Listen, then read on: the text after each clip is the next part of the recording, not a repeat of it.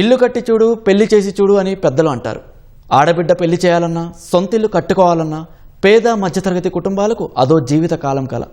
అలా కట్టుకున్న ఇల్లు వాస్తు లేకపోవడమో రోడ్డుకు పక్కన ఉండడమో ఇతరత్ర కారణాల వల్ల కూల్చాల్సి వస్తే కష్టమంతా కళ్ళ ముందే కరిగిపోయినట్లు అనిపిస్తుంది. అదే ఇంటిని కూల్చకుండా అనువైన చోటికి మార్చుకోగలిగితే బాగుండనిపిస్తుంది. వనపర్తి జిల్లా వీపనగండ్లకు చెందిన ఓ రైతు ఇల్లు కూల్చకుండా ఇటుక కదల్చకుండా సుమారు 46 అడుగుల మేర వెనక్కి జరుపుతున్నారు. అది ఎలా సాధ్యమైందో మనము తెలుసుకుందాం. ఇష్టపడి కట్టుకున్న ఇల్లును పరిస్థితులు బాగోలేక కూల్చాలంటే మనసొప్పుకోదు. పోనీ మళ్లీ కొత్తది కట్టుకుందామంటే ఆ ఖర్చు తడిసి మోపెడవుతుంది. అందుకే చాలా చోట్ల జాకీలు పెట్టి ఇళ్ల ఎత్తు పెంచుతుంటారు. కానీ వనపర్తి జిల్లా వీపనగండ్ల మండలంలో పరిస్థితి మాత్రం కాస్త భిన్నం. ఉన్న ఇల్లును ఏకంగా వెనక్కి జరుపుతున్నారు. అది కూడా 46 అడుగులు. అలాగే 3 అడుగులు పైకెత్తుతున్నారు. వీపనగండ్లకు చెందిన రైతు ఆంజనేయులు 2009లో 4 గదుల ఇల్లు కట్టుకున్నారు. అప్పుడు వెనకాల పశువుల కొట్ట ఉండడంతో తన స్థలంలో ముందు వైపునకు కట్టుకున్నారు.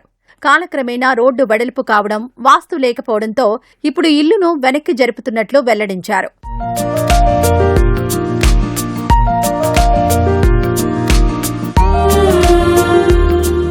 ముందర తాళం లేదు సార్, వెనక తాళం ఎక్కువ ఉంది. వెనక తాళం ఎక్కువ ఉన్నందుకు జరుపుకుంటున్నాం. రోడ్ దుమ్మల్ల మొత్తం రోడ్డుకి ఇల్లు అయింది, దుమ్మల్ల మొత్తం ఇంట్లోకి వస్తుంది అని పెట్టుకున్నాం సార్.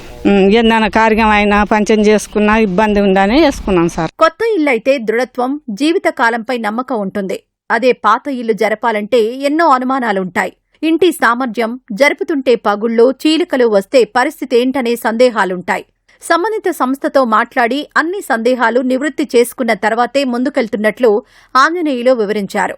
కొత్త ఇల్లు కట్టే ఖర్చులో 1/3 వంతుతోనే పూర్తవుతూ ఉండడంతో ఆర్థిక భారం సైతం తగ్గుతుందని అంటున్నారు. అనుభవం ఉన్న సంస్థలను సంప్రదిస్తేనే ఇల్లు జాగ్రత్తగా అనుకున్న చోటికి చేరే అవకాశం ఉందని చెబుతున్నారు.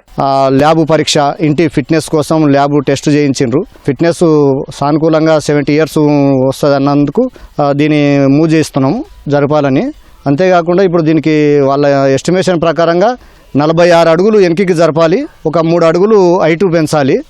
ఎస్టిమేషన్ వేస్తే 8,30,000 అయింది. ఆ 8,30,000 అంటే 30,000 ఏమో తీసుకోవట్లేదు, 8 లక్షలు వాళ్ళకు మాకు ఒప్పందం జరిగింది. అంటే ఈ ఓన్లీ 4 రోజులనే 25 అడుగులు జరిపినరు. మాకైతే ఇప్పటి వరకు అయితే ఇల్లు ఎలాంటి పాక్షికంగా కానీ ఎక్కడ కానీ ఏం పర్రెలు కానీ నెర్రెలు కానీ ఏం రాలేదు. ఎలా గతంలో ఎలా ఉందో ఇప్పుడు అట్లే ఉంది ఇల్లు అయితే. అంటే దాదాపు ఇన్ని అడుగులు కూడా ఎవరు జరపకపోయింటారు. 10-15 అడుగులు 20 అడుగుల వరకే జరిపింటారు. హైడ్రాలిక్ రోలింగ్ జాకీలతో ఇల్లును జాగ్రత్తగా కావలసిన చోటకి జరుపుతామని హౌస్ లిఫ్టింగ్ సర్వీసెస్ ప్రతినిధులు చెబుతున్నారు. ఎలాంటి ప్రమాదం లేకుండా వందలాది ఇళ్లు ఇప్పటికే కావలసిన చోటకి జరిపినట్లు వివరిస్తున్నారు. కొత్త పునాదిపై పెట్టడం వల్ల ఇంటి జీవితకాలం సైతం పెరుగుతుందని హామీ ఇస్తున్నారు. ఇంటి సామర్థ్య పరీక్షలు జరిపాకే ముందుకెళ్లాల్సి ఉంటుందంటున్నారు.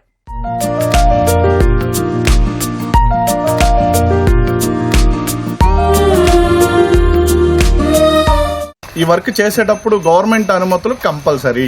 గవర్నమెంట్ అనుమతులు అంటే ఫస్ట్ బిల్డింగ్ని టెస్ట్ చేయడం జరిగింది. టెస్ట్ చేసి అది సాలిడ్గా ఉంది అంటే గవర్నమెంట్ ఇంజనీర్ దీన్ని నిర్ధారించాలి, ఇది సాలిడ్గా ఉంది, దీన్ని మీరు మూవ్ చేసుకోవచ్చు. సెకండ్ వచ్చేసి లోపల ఎవరైతే వర్కర్స్ పనిచేస్తున్నారో వాళ్ళకి ఫుల్గా ఇన్సూరెన్స్ ప్రొవైడ్ చేయాలి. దాన్నే బల్క్ ఇన్సూరెన్స్ అంటారు, అది ప్రొవైడ్ చేయాలి. తర్వాత క్వాలిటీ కంట్రోల్ బోర్డ్ సర్టిఫికేట్ కానివ్వండి, లేబర్ డిపార్ట్మెంట్ లైసెన్స్ కానివ్వండి, ఇలా ఏదైతే 1956 మున్సిపల్ యాక్ట్ ఏదైతే చెప్తుందో కొన్ని ప్రికాషన్స్ ఫాలో అవ్వాలి. ఈ కన్స్ట్రక్షన్ చాలా బాగుంది. జాకింగ్ని బేస్ చేసుకుంటూ ఇల్లుని షిఫ్ట్ చేయడం చాలా టెక్నాలజీ ఇంప్రూవ్ అయింది.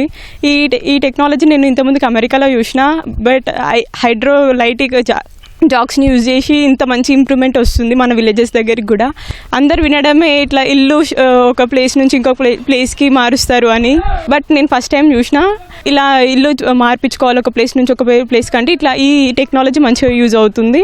పేద మధ్యతరగతి వర్గాలకు ఇల్లు షిఫ్టింగ్ పద్ధతి మంచి ప్రత్యామ్నాయంగా కనిపిస్తోంది.